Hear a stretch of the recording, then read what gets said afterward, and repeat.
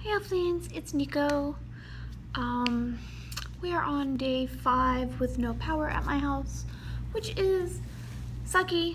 It's hot, no water, very limited internet this morning, but it's okay. It's not that big of a deal because I know that all of the energy companies from inside the state of Florida and tons of people from outside of the state has all come in to try to help Florida get power back. I am very grateful for that. So I'm not complaining. I might whine when I'm at home because I'm hot and it's sticky, and this morning, today, there was no wind and it was just heat. It sucks, but what are you gonna do, really? So this video is a little bit of a rant, something I witnessed firsthand, and it really disgusted me. So it's bothered me for several hours now. So I'm going to share it with you guys, and maybe it'll get off my chest a little bit. I was watching Hello Baddie, one of the YouTubers obviously here on YouTube. I love her, she's adorable, and she loves Halloween and spooky shopping and stuff. And she likes going to Target, and the Target where she's at, somewhere in Arizona. I know she's in the middle of a desert. I don't know, Arizona, Nevada, I have no idea, I don't remember. But the Target there got all their one of the Targets there got Halloween stuff in, and one of the things that she picked up was a lantern, like a tin lantern covered candle thing. It's adorable. It's 4 sides of glass and a little roof, and it has a little thingy you can hold it and hook it onto the wall. That's a very bad description of it, but it was $3, and I want some. I want some so I can use them to sculpt with, and I want one of my very own because they're usually stupidly expensive, but $3 is a really good price. So since I'm up here at my husband's job today, there's a Target nearby, and I figured I might as well go there and see what Halloween stuff they have out. Long story short, they didn't have it yet. They don't have a lot of Halloween stuff out. I picked up a couple of cute things. I actually fell into the velvet pumpkin craze. I got a teal and a purple pumpkin, and they weren't really that ugly. I've seen a couple at Joann's that are horrendously ugly. It's a cute concept, but the ones I picked out are cuter, so I'll show those later in a haul another time. But I went to the I guess $5 section in the beginning of the store.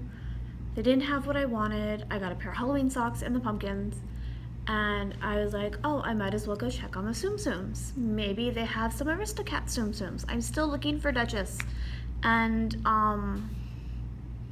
the little mouse, the little detective mouse from the Aristocats. Roquefort, I don't remember his name. Anyway, I figured I'd go check. They didn't have it there, and I'm like, oh, well, Target also has Halloween stuff in the back of the store. I'm already halfway through the store. It sucks. I was walking. I could barely make it, but I'm like, I'm here. I might as well. I might not be coming back up here tomorrow if we get power. Who knows? So I made my way towards the back of the store, and where the back corner, the intersection where it like tees off like that in the back left-hand corner of the store, is where the Halloween stuff is. Well, there were 2 shopping carts and 2 sets of people, both male and female set. So boy-girl set and boy-girl set. They were obviously adults. They were at least in their 40s, maybe really early 50s. They weren't that old. They were older than me, or at least they looked older than me, and they looked like they had money. Okay, no big deal. They looked wonderful. The only critical thing I could say about the women is that their makeup was caked on just a little bit too much. That's it. They looked amazing. So I was trying to figure out what aisle to turn down because I don't like being too close. I don't like being around a lot of people unless it's on my terms, like at a con and I have my table, it's my setup.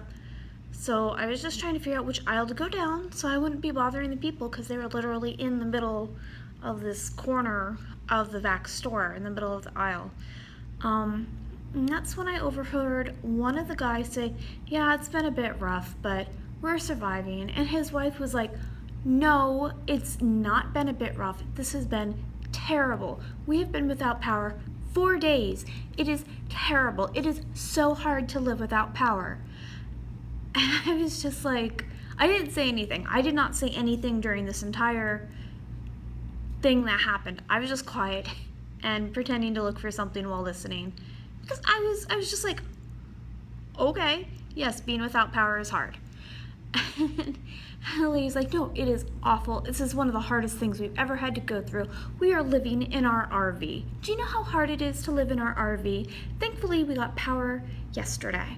But before we got power, we got cell phone service. It should be illegal for anybody to have cell phone service before power. That's just not right. That is not fair. That is so hard to live with. And I was just like, okay. Some people have different priorities. And the people that they were talking to, obviously friends. That lady chimed in and was like, I know, we've been living in our RV also. And it's so rough. Yes, we have a generator. My parents have a couple of generators at their house. We parked our RV at my parents' house. It's just so difficult. Their bathroom is so small, and we don't really want to make a big deal about us being there. So we have our generators hooked up, and we can't get sufficient hot water. Look at me. I look like I'm a mess. And I was just like,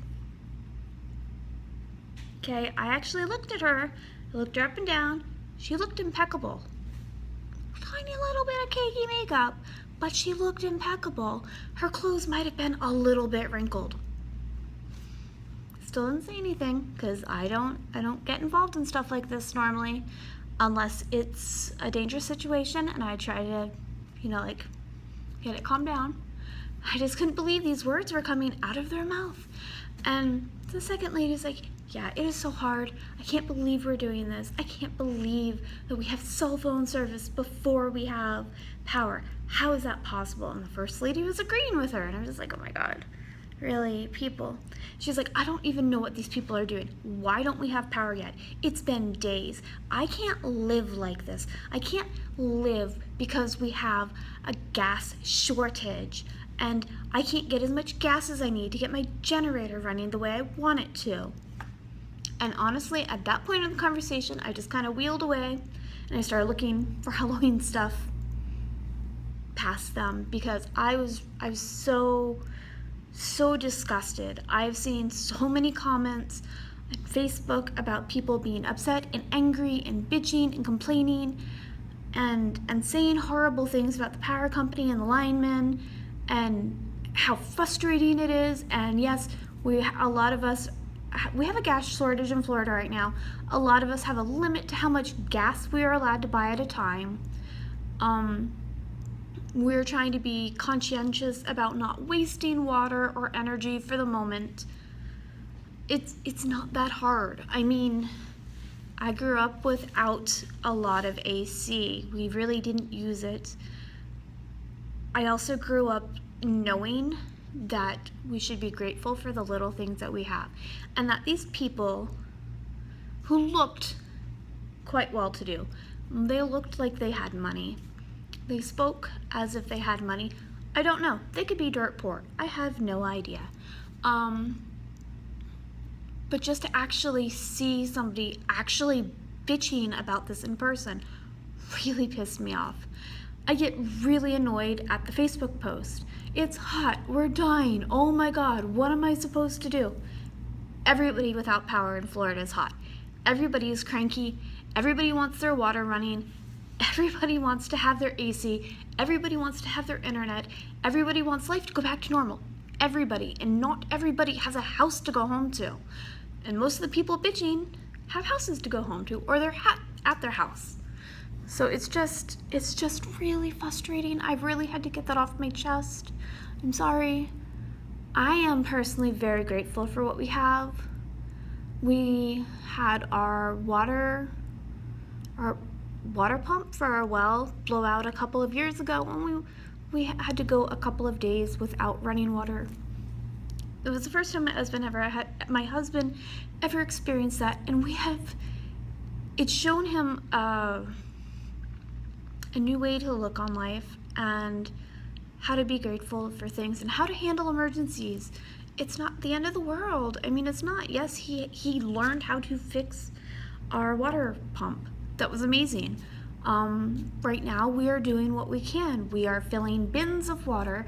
We have a tub that is strictly for bathing, and it's a little bit soapy because we're gonna start soapy hands off in it. But we have a tub for water, that's our bathing water. We have a couple of tubs of water to fill our toilet tank so we can flush our toilets when it gets too bad, because we're not flushing every single time we pee because that just takes too much water. So we have to space it out. We are making sure our pets are hydrated.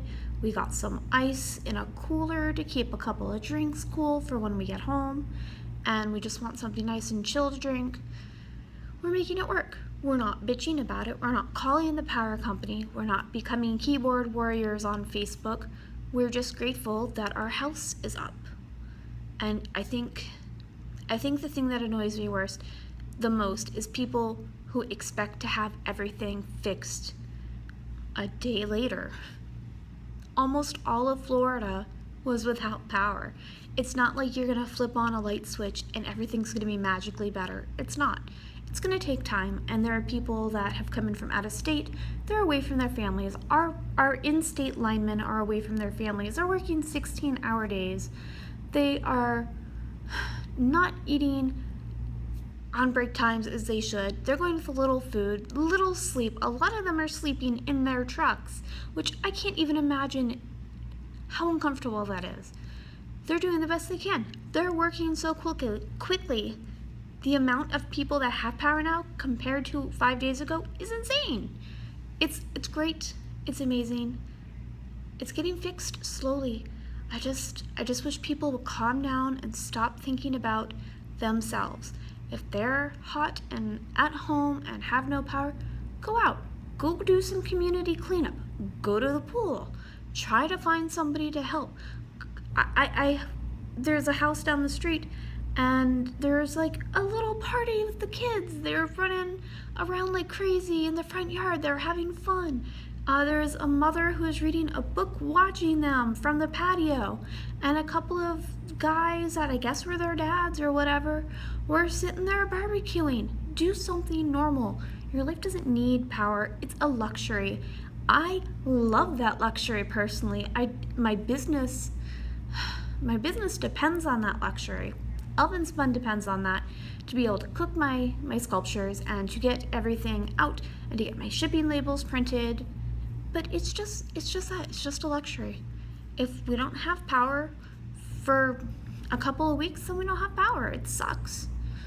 But what are you gonna do? People are working on it as fast as they can, as best they can, and they're trying to get the easy fixes done first. That way they can dive into the harder things. That's my rant. I'm sorry, guys.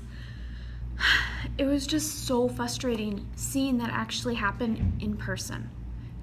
Like, it's annoying reading it on Facebook. I get worked up reading it on Facebook.